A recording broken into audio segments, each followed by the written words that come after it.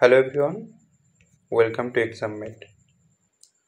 আজকে আমরা WP constable পরীক্ষার জন্য কিছু এমসিকিউ এবং টপিক, বিশেষ করে একটি টপিক সিপাহী বিদ্রোহ, যেখান থেকে পরীক্ষায় অবশ্যই একটি কোশ্চেন আসে, সেখান থেকে কিছু কোশ্চেনের মাধ্যমে পুরো টপিকটা আমরা কভার করব এবং প্রথমেই ক্রোনোলজিক্যাল ওয়েতে কিছু আলোচনা করি।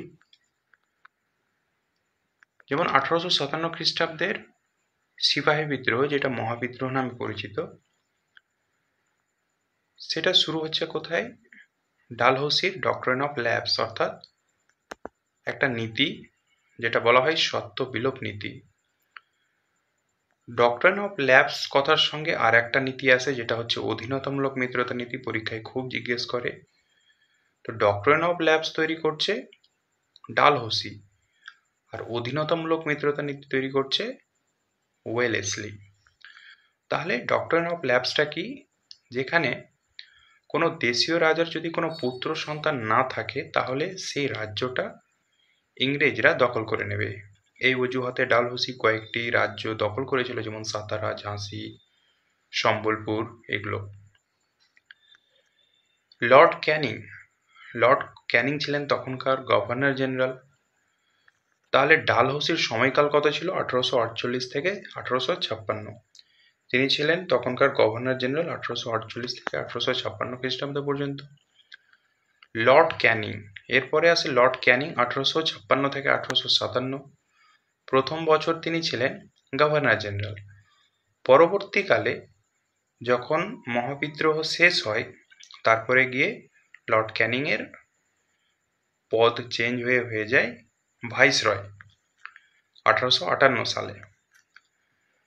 তাহলে এখান থেকে খুব একটা গুরুত্বপূর্ণ কোশ্চেন আসে, মহাবিদ্রোহের কালে গভর্নর জেনারেল কে ছিলেন? সেটা হচ্ছে লর্ড ক্যানিং। কার্তুজ কেলেঙ্কারি, আমরা জানি মহাবিদ্রোহের একটি সবচেয়ে বড় প্রবলেম হচ্ছে বা কারণ হচ্ছে কার্তুজ। সেই কার্তুজে দুই ধরনের প্রাণীর চর্বি দিয়ে তৈরি হয়েছিল, গরু এবং শূকর, যেখানে বিশেষ করে হিন্দু এবং মুসলিম সমাজের মানুষের ধর্মীয় অনুভূতিতে আঘাত লাগে।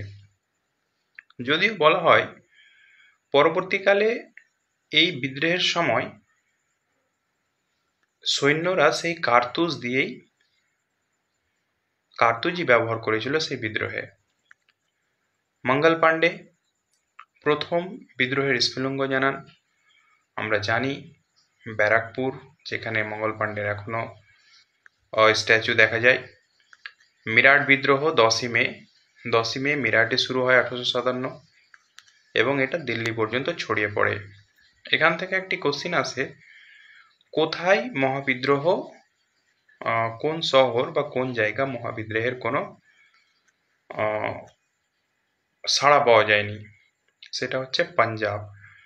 বিশেষ করে বোম্বে, পাঞ্জাব, এই সমস্ত এরিয়াগুলোতে মহাবিদ্রোহের কোনো সাড়া পাওয়া যায়নি। মেইনলি যেগুলো হয়েছিল বেঙ্গল, বিশেষ মিরাট, দিল্লি, এইসব জায়গাতে। আন্দোলনের নেতৃত্ব, মহাবিদ্রোহের যদি পরীক্ষায় কোশ্চিন আসে, তাহলে এই যে আন্দোলনের নেতৃত্ব, এটা সবচেয়ে গুরুত্বপূর্ণ টপিক, সবচেয়ে গুরুত্বপূর্ণ জায়গা। তাহলে কোন জায়গা থেকে কে নেতৃত্ব দিয়েছিল সেটা কিন্তু খুব গুরুত্বপূর্ণ। যেমন কানপুর থেকে কে নেতৃত্ব দিয়েছিল? নানা সাহেব। যদিও নানা সাহেবের হয়ে তাতিয়া টবি এবং মন্ত্রী হাকিমুল্লাহ সেই পরিচালনা করেছিল। ঝাঁসি থেকে হচ্ছে আমরা জানি সকলেই ঝাঁসির রানী লক্ষ্মীবাই। এখান থেকে আরেকটি কোশ্চিন পাওয়া যায় ঝাঁসির, এটা যদিও ডব্লিউবিসিএস লেভেলে বলা হয় যে ঝাঁসির রানী লক্ষ্মীবাই তার জন্মস্থান কোথায় ছিল? সেটা কিন্তু অবশ্যই ঝাঁসি নয়, সেটা হচ্ছে বারাণসী। অযোধ্যা বা লখনৌ থেকে কে ছিল? আমাদের বেঙ্গলের পরীক্ষায় অযোধ্যা দেখতে পাওয়া যায়, মানে কোশ্চেনে অযোধ্যা জিজ্ঞেস করে, লখনৌ নয়। যদিও দুটোই বেগম হজরত মহল। খুবই ইম্পর্টেন্ট কোশ্চেন। বিহার থেকে কে করেছিল? বিহার থেকে বিদ্রোহ পরিচালনা করত কুঁয়ার সিং। এরপরে একটু যদি ডিপে আমরা আলোচনা করি, তাহলে এই যে বিদ্রোহের নেতৃত্ব যারা প্রদান করেছিল, তাদের বিরুদ্ধে একটা কাউন্টার অ্যাটাক হয়েছিল, অর্থাৎ ব্রিটিশ থেকে যে বিদ্রোহগুলো দমন করা হতো ব্রিটিশদের তরফ থেকে, তাদের নেতৃত্ব কে দিয়েছিল? এখানে যদি একটাই মনে রাখতে হয়, আমি বলবো ঝাঁসিতে কে করেছিল, সেটা হচ্ছে হিউ রোজ। আমরা জানি ঝাঁসির রানী লক্ষ্মীবাই তার বিরুদ্ধে অভিযান চালায়। দিল্লিতে ছিল নিকলসন, লখনৌতে কলিন ক্যাম্পবেল, এবং এরপরে বিদ্রোহের যারা নেতৃত্ব ছিল, যেমন দিল্লিতে বাহাদুর শাহ জাফর বা দ্বিতীয় বাহাদুর শাহ, এবং আরও আমরা সবাইকে দেখলাম বিহার থেকে কুঁওয়ার সিং। এরা সকলেই বিশেষ করে দিল্লি থেকে বিদ্রোহের পরিচালনা করেছিল, বা দ্বিতীয় বাহাদুর শাহ যিনি ছিলেন তাকে শেষ পর্যন্ত নির্বাসিত করা হয়েছিল রেঙ্গুনে।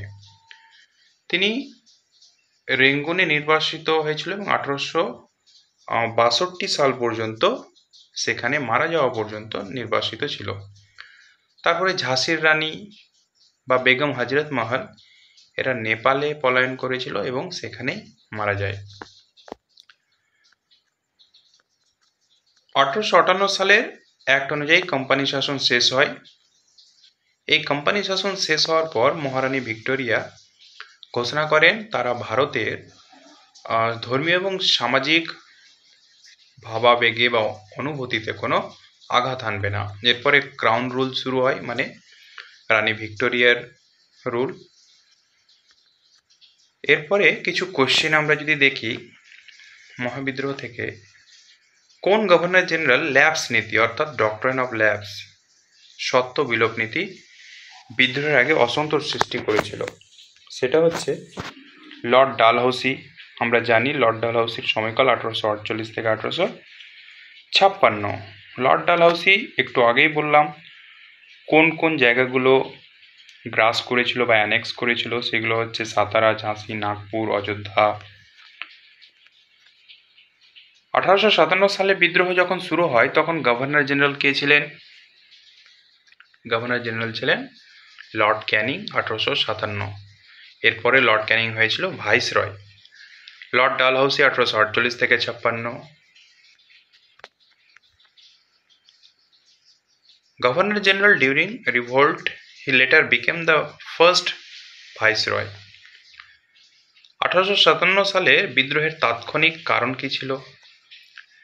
বিদ্রোহের তাৎক্ষণিক কারণ যদি বলা হয় তাহলে হচ্ছে পশুর চর্বি মাখানো এনফিল্ড রাইফেল বা কার্তুজ।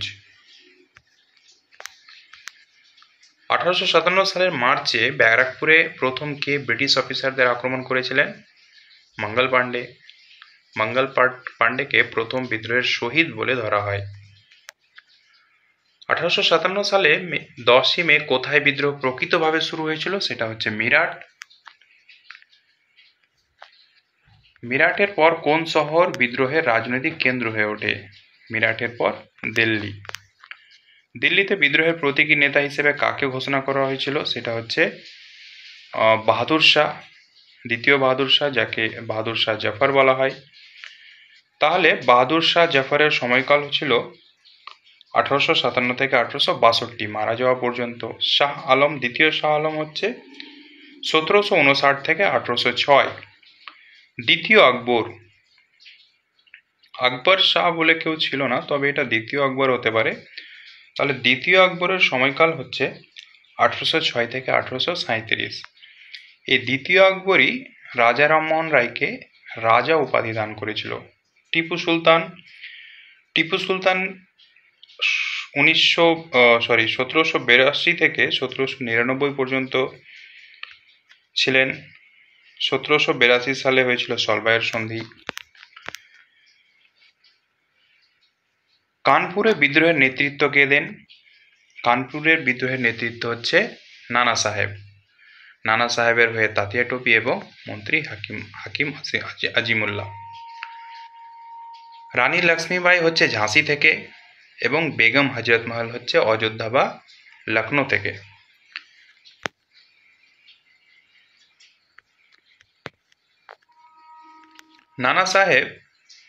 নানা সাহেব যেহেতু পেশওয়া দ্বিতীয় বাজিরাওয়ের পোষ্যপুত্র ছিলেন, তাই তাকে ব্রিটিশরা এক্সপেল করেছিল এবং তার পেশোয়া পদটাকে বাদ দিয়েছিল। তাই তিনি এই বিদ্রোহের নেতৃত্ব দিয়েছিলেন। নানা সাহেবের সেনাপতি হিসেবে কে তাকে সমর্থন করেছিল? তাতিয়া টোপি।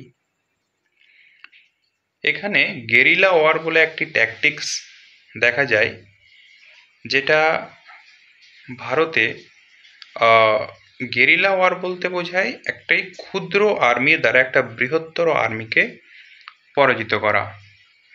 এটা অমর সিং এর সঙ্গে সম্পর্কিত। ঝাঁসিতে বিদ্রোহের নেতৃত্ব দেন রানী লক্ষ্মীবাই। লখনৌতে বেগম হজরত মহল।